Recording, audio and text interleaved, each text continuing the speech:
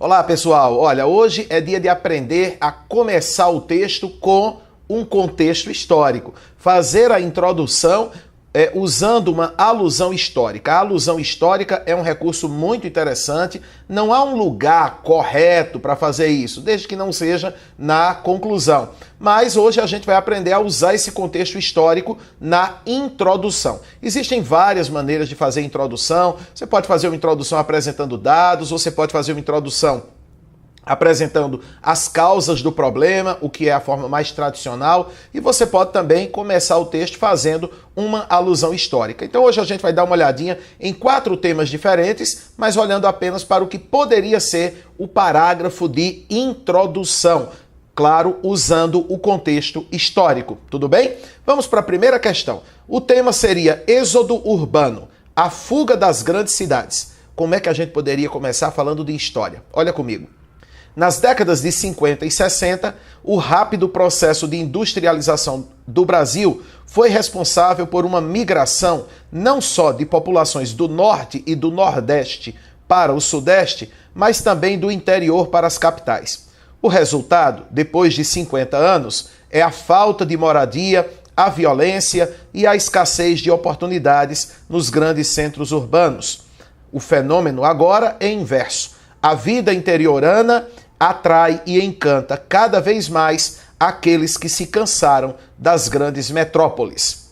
Veja só, o tema era a fuga das grandes cidades. Mas a gente começa mostrando o contrário. Do ponto de vista histórico, o que houve foi uma fuga para as grandes cidades. E aí a escolha de começar contando o que houve nas décadas de 50 e de 60. Logo em seguida, o resultado desse êxodo, não é? Que foi a questão da violência, da escassez de oportunidades e tudo mais, para então a gente chegar e mostrar que o fenômeno agora é inverso. Ou seja, as populações estão migrando dos grandes centros para o interior. Então veja que começou falando da década de 60. Vamos dar mais uma olhadinha noutra temática agora. Olha só, gravidez na adolescência.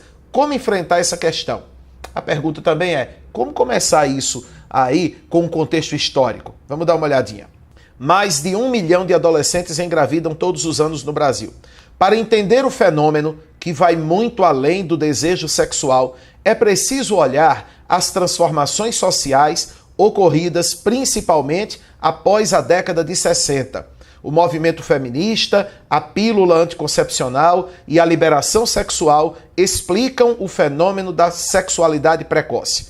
A falta de informação e de educação, bem como a ausência de políticas públicas, explicam a gravidez fora de hora.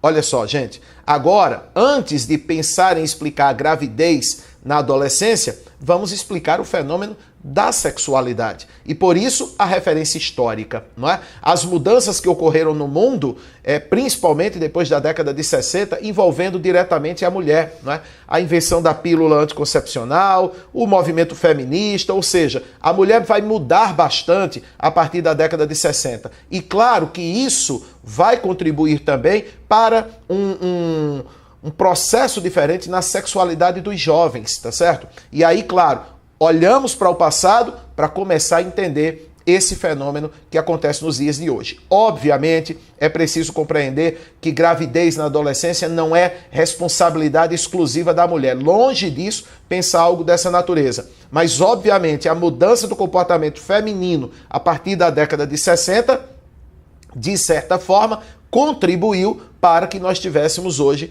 um número bem maior de meninas grávidas, tá? Então, olha de novo, o olhar para o passado. Vamos para mais um tema? Agora, olha, manifestações populares e vandalismo. Há um limite? Vamos dar uma olhadinha então num parágrafo de introdução com a referência histórica. É possível mudar um país sem sangue, suor e lágrimas? No período da ditadura militar, simpatizantes do comunismo enfrentaram o regime até com bombas. Perderam e foram torturados. No impeachment de Collor, não houve quebra-quebra. Apenas a vontade popular e a força da mídia foram suficientes para tirar o jovem presidente do poder. Nos últimos anos, manifestações populares contra atos de corrupção governamentais acabaram em vandalismo. Vai se conseguir algo com isso? E qual a postura do Estado diante da situação? O parágrafo termina com perguntas, obviamente, que é uma forma de fisgar o leitor para o que vem depois. Mas veja que são apresentadas duas situações históricas. A luta armada, em alguns momentos, no período da ditadura militar, e também os protestos contra Fernando Collor de Mello, não é? Protestos relativamente pacíficos, mas que acabaram destituindo o presidente do poder, não é? Recentemente nós tivemos protestos em Brasília que terminaram com quebra-quebra, com vandalismo, e aí, claro, vale uma reflexão sobre essa questão. Qual é o limite do protesto, tá bom? Então, olha que aparece de novo na introdução a referência histórica. Mais um caso? Agora, olha só. População de rua, mais do que dar esmola, era o tema. Vamos para a introdução. Dar esmolas é, para muitos, uma quase redenção moral. Damos o que nos sobra e nos convencemos de que somos bons e contribuímos para uma sociedade mais justa. A própria Bíblia, livro que inspira mais de 2 bilhões de cristãos, traz uma passagem em que Jesus afirma que quando fazemos a um pequenino irmão, estamos fazendo ao próprio Cristo. Mas olhando para os dias de hoje, é tão simples assim? Dar esmolas é suficiente, por exemplo, para resolver o drama dos que moram nas ruas? A referência histórica agora é um olhar para a Bíblia.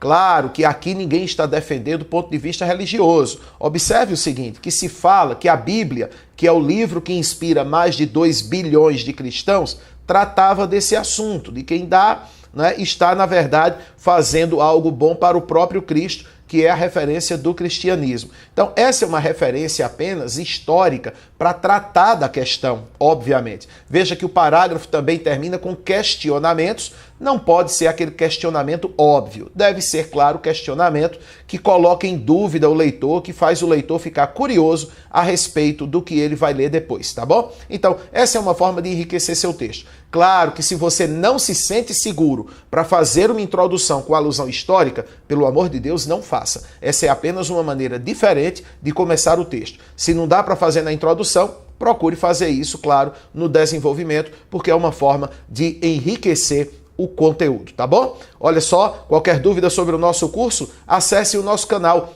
Aliás, acesse o nosso site, professormenelau.com. E, claro, recomende o nosso canal para os seus amigos, youtube.com/curso Menelau. Não se esqueça, a gente te leva à universidade. Grande abraço, pessoal, e até a próxima aula.